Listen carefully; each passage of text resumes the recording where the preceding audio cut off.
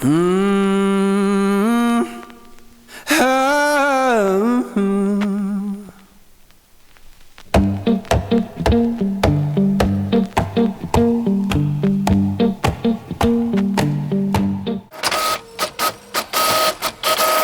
Hi, I want to preface this video by saying that no one is coming to tell you you're ready.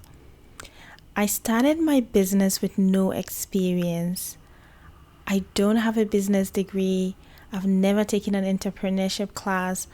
I didn't even know how to run a company, but I just launched my own small business. And if you're watching this thinking, I want to start something, but I don't know enough, this video is for you. Because I just started with zero experience. What did I have?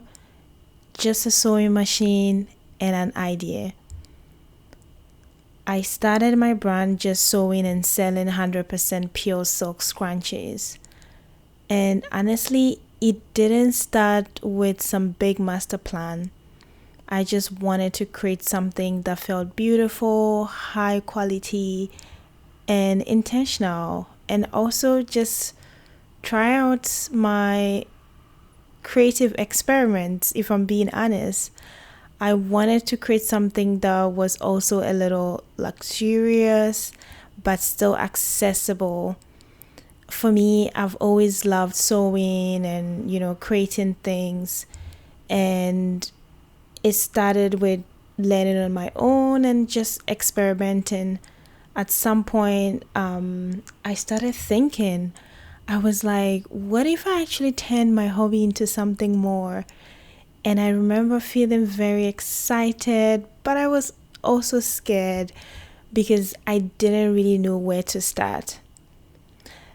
Sometimes we see so many businesses online. This is my personal experience.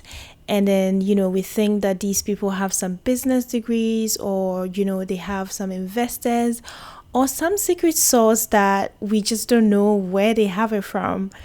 However, this is mostly not the case. And I am a living example. In my case, I just had Google, YouTube, and the internet. I doubted myself a lot. And I had questions like, what if no one buys? What if I waste money? What if I'm not qualified to do this? And I think that this is what stops most people. We think that we need permission or a degree or someone to tell us that we are ready. But the truth is, you become ready by starting. I personally have always loved fashion and quality products. And this was what inspired me. I just decided to start something small. I went online and I searched for fabric shops. So that was what was the first thing that I did. I just went online. I searched for fabric shops and I found a shop that had pure silk fabrics. I then ordered them in different colors, in about 7 different colors. And when they arrived, I turned them into scrunchies.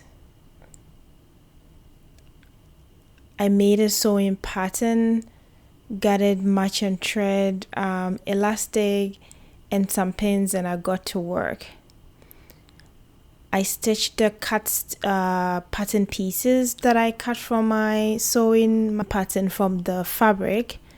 I pulled the elastic through, and voila, I had my scrunchies.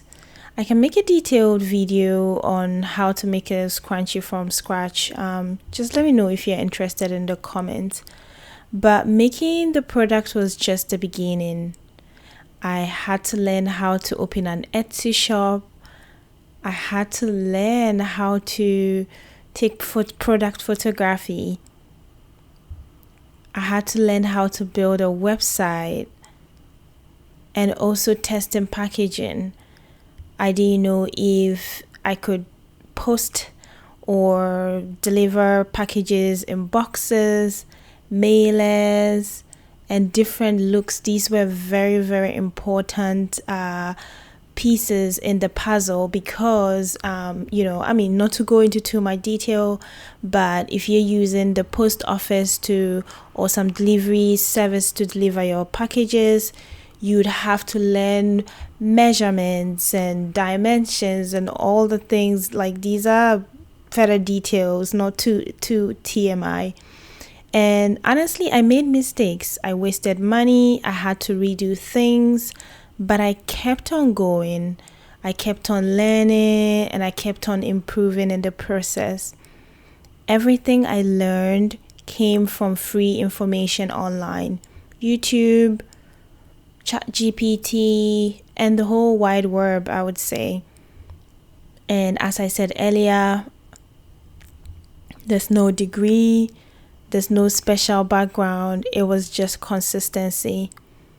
If you're thinking about starting something, for me, here's what I learned through this process. You never fully feel ready. You never feel fully ready. Done is better than perfect. And thirdly, you learn faster by doing than overthinking. And the last point that I'll add to the 3 statements I've made so far is that confidence comes after action, not before. I will take that again.